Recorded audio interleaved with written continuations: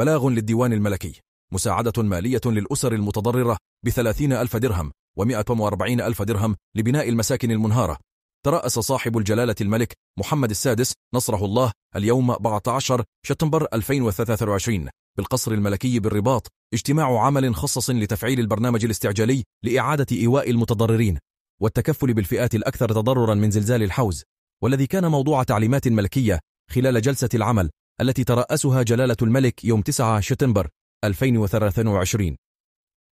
ويأتي هذا الاجتماع امتدادا للتدابير التي أمر بها جلالته والهادفة إلى تعبئة كافة الوسائل بالسرعة والنجاعة اللازمتين من أجل تقديم المساعدة للأسر والمواطنين المتضررين، خصوصا من أجل تنفيذ التدابير المتعلقة بإعادة التأهيل والبناء في المناطق المتضررة من هذه الكارثة الطبيعية ذات الآثار غير المسبوقة في أقرب الآجال.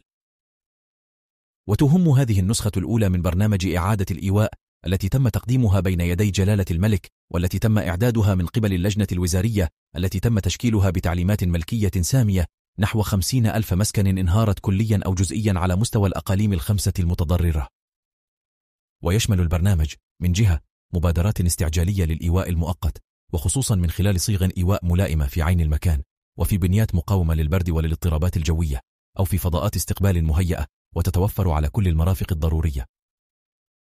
من جهة أخرى ستمنح الدولة مساعدة استعجالية بقيمة 83,000 درهم للأسر المعنية. وفي هذا الصدد أثار جلالة الملك انتباه السلطات المختصة إلى أن عملية إعادة الإيواء تكتسي أولوية قصوى، ويجب أن تنجز في احترام للشروط الضرورية المتعلقة بالإنصاف والإنصات الدائم لحاجيات الساكنة المعنية. ويتمثل البرنامج من جهة أخرى في اتخاذ مبادرات فورية لإعادة الإعمار تتم بعد عمليات قبلية للخبرة وأشغال التهيئة وتثبيت الأراضي. ومن المقرر لهذا الغرض تقديم مساعدة مالية مباشرة بقيمة 140,000 درهم للمساكن التي انهارت بشكل تام، و80,000 درهم لتغطية أشغال إعادة تأهيل المساكن التي انهارت جزئيا.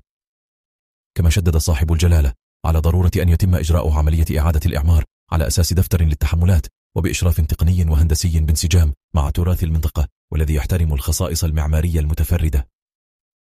من جهة أخرى جدد جلالة الملك خلال اجتماع العمل التأكيد على تعليماته السامية حتى تكون الاستجابة قوية سريعة واستباقية مع احترام كرامة الساكنة وعاداتهم وأعرافهم وتراثهم. فالإجراءات لا يجب أن تعمل فقط على إصلاح الأضرار التي خلفها الزلزال، ولكن أيضا إطلاق برنامج مدروس مندمج وطموح من أجل إعادة بناء وتأهيل المناطق المتضررة بشكل عام، سواء على مستوى تعزيز البنيات التحتية أو الرفع من جودة الخدمات العمومية. هذا البرنامج ذو الأبعاد المتعددة سيعبئ أساسا الوسائل المالية الخاصة للدولة والمؤسسات العمومية، وسيكون أيضا مفتوحا للمساهمات الواردة من الفاعلين الخواص والجمعويين، وكذا الدول الشقيقة والصديقة التي ترغب في ذلك، والتي يجدد لها جلالة الملك بهذه المناسبة عبارات الشكر الصادقة للمملكة المغربية.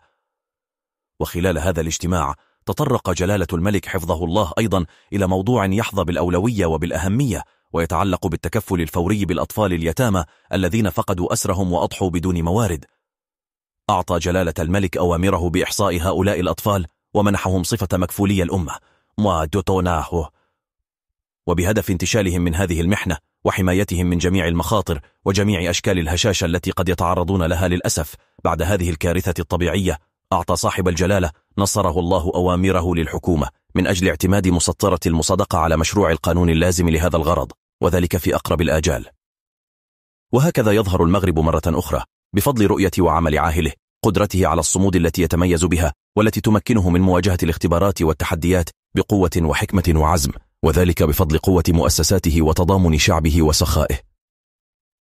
حضر اجتماع العمل رئيس الحكومة السيد عزيز أخنوش، ومستشار صاحب الجلالة السيد فؤاد عالي الهمة، ووزير الداخلية السيد عبد الوافي لفتيت، ووزير الأوقاف والشؤون الإسلامية السيد أحمد التوفيق، ووزيرة الاقتصاد والمالية السيدة نادية فتاح، ووزيرة إعداد التراب الوطني والتعمير والإسكان وسياسة المدينة السيدة فاطمة الزهراء المنصوري، والوزير المنتدب لدى وزيرة الاقتصاد والمالية المكلف بالميزانية السيد فوزي لقجع، والفريق أول محمد بريض، المفتش العام للقوات المسلحة الملكية وقائد المنطقة الجنوبية